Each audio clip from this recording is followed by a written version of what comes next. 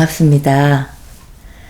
김치 논쟁을 마무리해야겠다는 간절한 마음을 가지고 시작한 김치 논쟁 이야기 1번에 이어서 오늘은 중국 이야기를 해보려 합니다.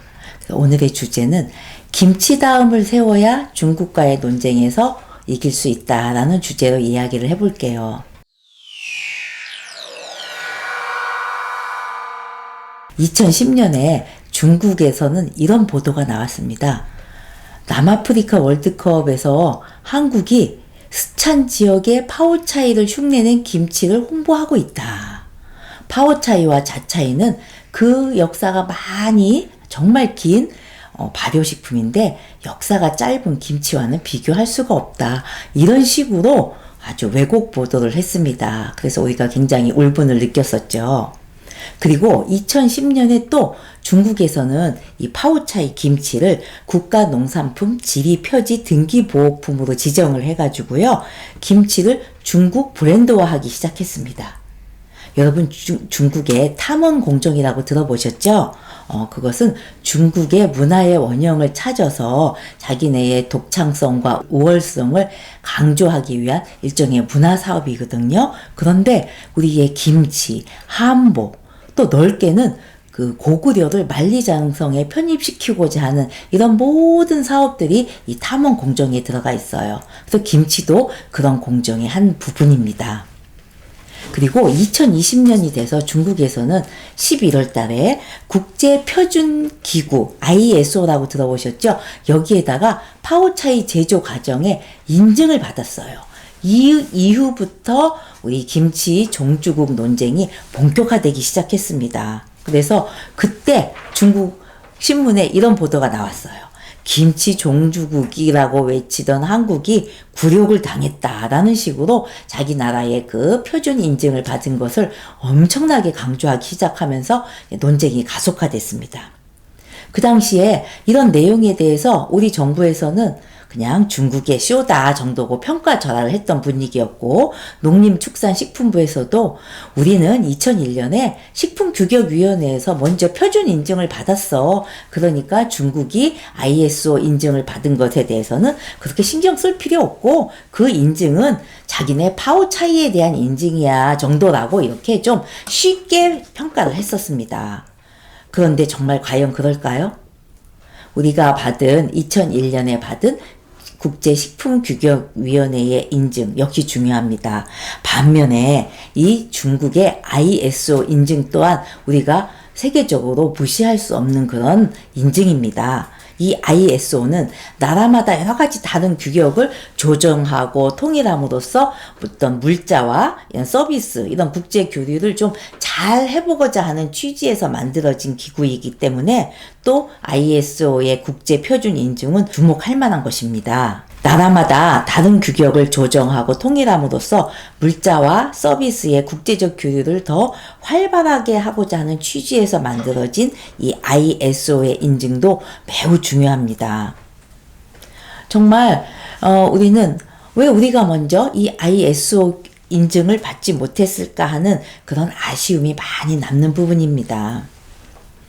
그리고 중국의 파오차이 역시 그 역사가 간단치는 않아요. 우리 사서상경 중에 하나인 시경 있지 않습니까? 이 시경에서 중국인들이 김치를 만들어 먹었다는 식구가 나와요. 그리고 중국의 사천지방이나 충칭 지역에서도 우리나라의 김치와 장아찌 같이 집집마다 밑반찬으로 파오차이를 늘 준비하고 있었다는 기록도 있고요. 이 파오차이가 그들 조상들에게 굉장히 바쳐지는 음식으로 중요하게 여겼다는 그 연구 결과도 나와 있어요. 물론 우리의 김치와 중국의 파오차이를 똑같은 선에 놓고 볼 수는 없어요. 그렇지만 중국이 이 IS 인증을 받은 것을 별거 아니야 이렇게 우리가 좀 평가절하해서는 절대 안 됩니다. 그러면 우리가 더 파오차이와 차이가 무엇이고 어떤 특성이 있는지를 알고 논쟁에서 승리하기 위해서는 그들이 왜 자기네 파오차이를 우리 김치보다 더 먼저 종주국이라고 얘기하는지를 우리가 정확하게 알아야 되겠죠. 크게 네 가지로 볼 수 있는데요. 첫 번째는 우리가 중국의 변방이라는 것을 굉장히 강조하고 있어요. 그래서 자기네 변방 지역의 모든 문화는 자기네 것에서 파생되었다. 그러니까 한국의 김치 역시 자기 나라의 파워차이에서 변형된 식품이다라고 자꾸만 강조하고 있어요. 자, 이 부분에 대해서 우리가 100번 양보한다 하더라도 중국에서 우리나라로 이 파워차이가 이렇게 전래되어 왔던 뭐 고증도 추적도 없이 이렇게 계속 그냥 막무가내로 주장을 하고 있어요. 오히려 이런 기록이 남아 있답니다. 당나라로 끌려간 고려인들이 만들어 먹은 음식이 지금의 파워차이라는 기록이 남아 있기 때문에 더 억지를 쓰는 것 같아요. 그 기록에 의하면 중국 음식 체계는 스촨의 파워차이의 재료로 고려채를 쓴다라는 기록이 있어요. 고려채라는 것은 아마도 어떻게 붙여졌는지는 정확하게는 모르겠지만 고려에서 왔다든지 아니면 고려인이 많이 먹었다든지 이래서 붙여진 이름일 겁니다. 그렇기 때문에 우리가 자기네의 변방이라고 해서 자기네 것을 변형했다라고 무조건 억지를 쓰는 것에서는 우리가 뭐 설득력 있게 해결해 나갈 수가 있겠죠. 또 두 번째는 이런 얘기를 또 보도하고 있어요. 한국 김치는 배추김치만을 위주로 하고 있지만 중국의 파워차이는 모든 채소를 쓴다 이렇게 얘기하고 있어요. 이거 말할 필요도 없겠죠. 우리의 김치 종류가 300가지가 넘습니다. 이 부분도 충분히 해결할 수가 있어요. 그 다음에 세 번째 또 재밌는 얘기를 하나 하고 있어요. 한국 김치는 소위 말하는 대야에다 절여서 만들지만 파워차이는 항아리에서 담근다는 점을 차이점으로 강조하면서 자기네 것이 훨씬 그 발효와 완전 담근, 채소로 담근 그런 음식인 것을 강조하고 있어요. 그래서 오히려 우리한테 이런 얘기를 한답니다. 김치는 담근 채소인 파워차이의 의미가 아니라 단순히 소금에 절인 채소인 엔차이하고 비슷하다라고 엔차이라고 이름을 바꿔야 되지 않을까라고 조언까지 했답니다. 그러나 우리 한번 보십시오. 역사 유물이 나올 때 보면 특히 그 삼국시대의 익산의 미륵사지 또 경주의 그 황룡사지 이런 데 보면 김장독, 김치독이 많이 발굴되고 있습니다. 이 또한 우리가 반박하고 나설 수 있는 부분입니다. 네 번째 마지막으로는 어떤 얘기를 하냐면 자기네는 이 파워차이라든지 그 자차이 같은 발효 음식이 너무 오랜 역사 전부터 기원전부터 발달되어 있기 때문에 한국의 김치 역시 자기네 것의 그 발효 기술 이런 것들을 가져다가 썼기 때문에 자기네 것이 먼저다라고 이렇게 강조하고 있습니다. 그런데 이 네 가지를 차곡차곡 보면 우리가 다 설득력 있게 논쟁을 할 수가 있는 부분이에요. 그런데도 우리는 계속 그 채소 절임이라는 이 비슷한 공통되는 이 과정을 통해서 이렇게 계속 논쟁이 마무리가 되고 있지 않습니다. 이렇게 중국과의 논쟁이 마무리 안 되는 이유는 여태까지 김치 연구에 대한 주 내용들이 주로 사용했던 재료라든지 만드는 방법에 초점을 뒀기 때문에 우리 스스로의 명확한 김치 정체성을 솔직히 찾을 수가 없었던 겁니다. 그래서 계속 중국이 이렇게 논쟁을 벌이니까 2021년도에 이런 학술대회가 있었어요.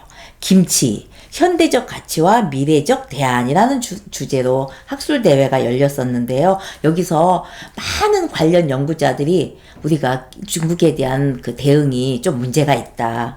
또 우리나라 자체에서도 홍보와 교육에 문제가 있다. 그 다음에 김치 전문가들도 너무 만드는 쪽에만 관심을 가지고 있는 좀 편협한 생각을 가지고 있기 때문에 김치의 역사 문화적인 측면이 너무 발전되어 있지 않다. 이런 등등의 내용을 서로 소통하면서 많은 반성의 시간을 가졌고 우리가 앞으로 김치의 역사와 문화에 대해서 더 공부하고 또 과학적인 결과를 데이터를 객관화해서 완벽한 대응 논리를 만들어 가보자. 이렇게 합의를 했던 학술대회가 열렸습니다.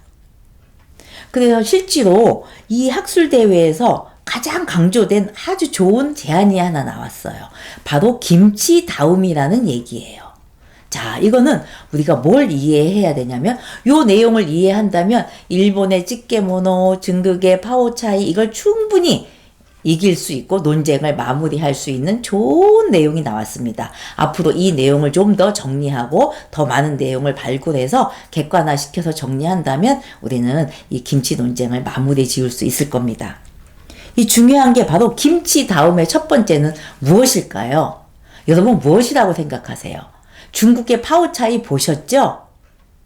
보세요. 우리하고 큰 다른 점이 뭐냐면 바로 우리의 김치는 젓갈을 사용했다는 것입니다.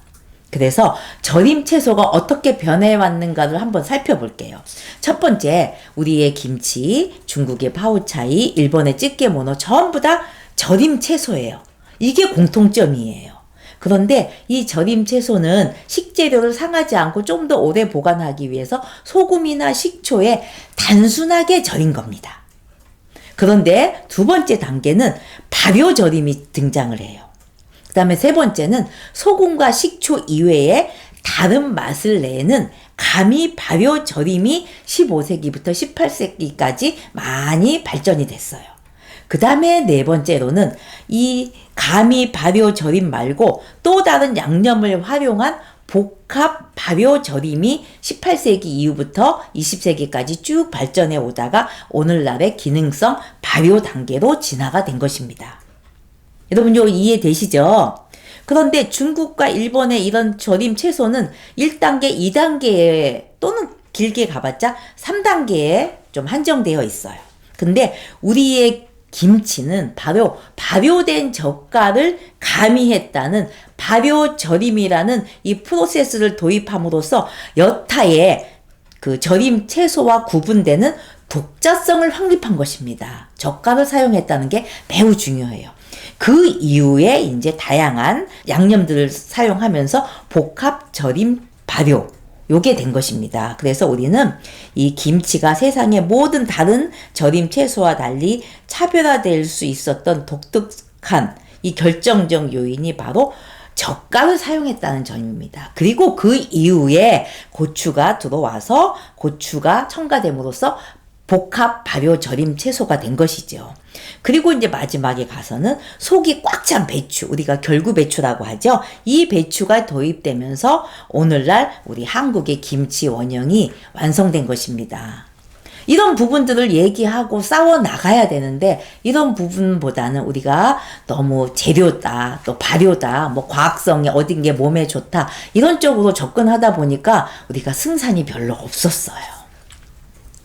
여러분 이 부분 이해되시죠? 그래서 젓갈을 사용해서 맛을 내는 가미 발효 절임 채소 이게 포인트입니다. 거기다가 고추 등 다른 양념이 더 들어간 복합 발효 절임 채소가 바로 김치다라는 것을 강조하면은 승산이 있습니다. 여러분들 2013년에 유네스코에 우리 김장 문화가 인류 무형문화재에 등재되지 않았습니까? 근데 여러분 가만히 생각해 보십시오. 우리 스스로 진정으로 김장 문화를 이해하고 계실까요? 요즘 특히 경제가 어려워서 자의적이진 않더라도 싼 중국 김치를 수입해서 먹고 있는 현실이고 또 김치 논란에 대해서 애를 쓰겠다고 노력했던 정부가 이런 일이 있었습니다. 2012년에 국제식품규격위원회에 한국 김치에 사용하는 그 배추를 김치 캐베지라고 쓰기로 결정을 받았어요. 그런데도 10년이 지난 지금까지도 이 김치를 번역하는 이런 부분에 있어서 이 배추를 뭐라고 영어로 썼을 것 같으세요? 깜짝 놀랐어요. 이 근래 뉴스입니다. 뭐라고 썼을까요? 차이니즈 캐비지라고 썼어요. 그래서 한번 시끄러웠습니다. 그리고 우리나라 안에서 중국어를 공부하는 중국어 교재 안에도 우리 김치를 파오차이라고 쓰고 있답니다. 그런데 우리나라에서 우리의 김치를 중국말로 어떻게 쓰면 가장 좋을까 해서 찾아낸 것이 신치, 매울 신자를 써서 신치라고 제정해 놓은 게 있는데도 아직까지도 중국어 교재에는 파오차이라고 우리 김치를 표현하고 있어요. 또한 이번에 카타르 월드컵에서도 파오차이가 또 등장을 했습니다. 그 다음에 이 연구 결과나 또 최근에 이 무역 결과를 보면 김치 수출이 줄고 수입이 50%가 늘었다는 보고가 나왔어요. 그 다음에 2022년 그 국회의 산업통상자원 중소벤처기업위원회에서 이런 보고를 하나 냈습니다. 코트라 아시죠? 대한무역투자진흥공사. 이거는 이제 무역에 관한 일을 담당하는 곳인데 2019년에 스촨성의 파워 차이에 대한 얘기를 이렇게 적어 놨다고 합니다. 파워 차이는 무, 오이, 콩껍질, 양배추, 고추, 배추 등 섬유소가 많은 채소를 염장한 중국의 절임 식품이며 한국의 김치와 유사하다라고 이렇게 적어 놓은, 세계적으로 올려놓은 이 기록이 아직도 3년 동안 고쳐지지 않고 있다는 거예요. 굉장히 큰 비난을 받았었죠. 이렇게 우리는 우리 김치가 우리 것이 맞아요 하면서도 우리가 김치를 대하는 현실은 이렇게 열악하고 정말 의식이 많이 결여된 것 같아요. 굉장히 답답해요, 사실은. 그러나 삶의 환경이 비슷한 국가인 우리나라, 일본, 중국이 이 삼자 간에 일어났던 김치 논쟁, 즉 채소 절임이라는 공통점을 가지고 각기 출발했기 때문에 이 논쟁의 소지는 있을 수밖에 없어요. 그런데 우리는 너무 우리 것에 만족하고 좋아서 우리 나름대로만 만족을 했지, 이런 좀 논쟁에 대해서 대처할 좀 확실한 그런 근거를 마련하지 못했던 것 같아요. 그래서 이제 일본과는 마무리가 잘 됐지만 중국과의 이 김치 종주국 논쟁을 잠재우기 위해서는 학술적 기반에 근거한 통일성 있는 메시지가 분명히 나와야 됩니다. 그래서 앞에 한 연구자가 쭉 정리한 이 채소 절임의 단계를 우리가 잘 활용한다면 아주 좋은 결과를 도출을 할 수 있을 것 같아요. 그리고 또 한 가지는 국가에서 이렇게 정책적으로 해나가는 일 말고도 우리 국민 스스로가 얼마나 김치에 대해서 잘 이해하고 사랑하고 있는지 한번 뒤돌아봐야 될 것 같습니다. 여러분, 햄버거, 스파게티, 서양의 빵 이름, 서양의 술 이름, 서양 음식 너무 많이 잘 아시고 또 많이 드시고 또 많이 만드는 것 배우십니다. 물론 다양한 문화를 접한다는 측면에서 매우 긍정적이죠. 그러나 내 것을 버려가면서 남의 것을 취할 필요는 없지요. 그래서 우리가 지금 이 시점에서 무엇을 해야 될까? 국가는 국가 나름대로 또 해야 될 일이 있겠지만 우리는 그 국가의 국민으로서 김치 논쟁에서 승리하고 바로 잡기 위해서는 우리가 무엇을 해야 될 것인가 조금 생각해 볼 시간이 필요하다고 생각이 듭니다. 여러분, 만약에 외국 친구가 친구 김치가 뭐야? 김장이 뭐야? 이렇게 물어봤을 때 여러분 자신 있게 설명해 주실 수 있으신가요? 그리고 여러분이 생각하는 김치에 대한 의미와 가치 어느 정도 느끼고 계십니까? 그리고 우리 한국 사람이라는 자부심을 함께 가지고 우리 삶 속에서 김치를 얼마나 사랑하고 보듬고 계신지 여러분 스스로 한번 생각해보는 시간을 가졌으면 좋겠어요. 지금 김장이 한창인 김장철입니다. 오늘 우리 김장을 해서 돼지고기 보쌈을 싸먹는 그런 즐거움도 있지만 그 밑에 우리 것이라는 당당함과 우리는 이 김치를 사랑한다는 그 마음을 여러분 스스로 강하게 가질 수 있는지 한번 되돌아보시고 우리 각자 그런 마음을 더 자세히 세우고 우리 마음에 한번 깊이 새겨보는 그런 시간이 되기를 진심으로 기대하겠습니다. 감사합니다.